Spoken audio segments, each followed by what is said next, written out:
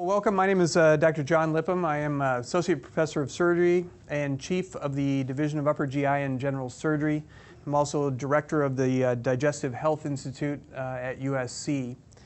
I was one of the principal investigators in the LINX procedure, as well as one of the implanters post-FDA approval. And tonight I'm going to talk to you about reflux, its complications, as well as its progression to esophageal cancer, and appropriate treatment options for patients with reflux, including the LINX device. So first, my objectives tonight really are to discuss the myths and misinformation surrounding reflux disease, because I actually think there is quite a bit of misinformation out there. I'd also like to shed some light on the etiology of reflux. I think most people in the audience think that this is just acid reflux, that somehow there's a problem with the acid in your stomach. But as you'll see by the end of tonight, that's really not the case. We're going to talk a little bit about the progression of GERD, or the complications of GERD, as well as esophageal cancer, and then talk about treatment options.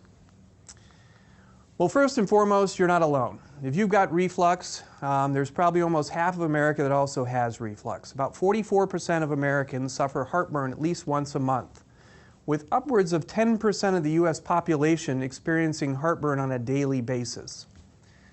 As you'll see by the end of the night, reflux is a serious medical condition. It's much more than just the inconvenience of heartburn. It produces a wide variety of symptoms as well as complications that you guys need to be aware of. So first step is understanding what reflux is. To understand what reflux is, you got to know a little bit about the anatomy. This picture right here is a cartoon. This is your esophagus, which comes down the middle of your chest, passes through a small hole in the diaphragm where it then meets up with your stomach. If we kind of look at that same picture but in an animation, so again, here's your esophagus coming down the middle of your chest, passing through a small hole in the diaphragm where it meets up with your stomach. Right here in an area called the lower esophageal sphincter, this is the whole culprit in reflux.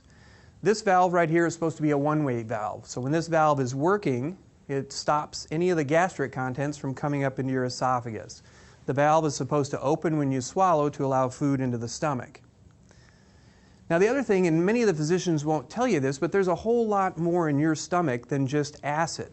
I think the majority of Americans will think that the only thing in their stomach is acid and food. Well, that's not true.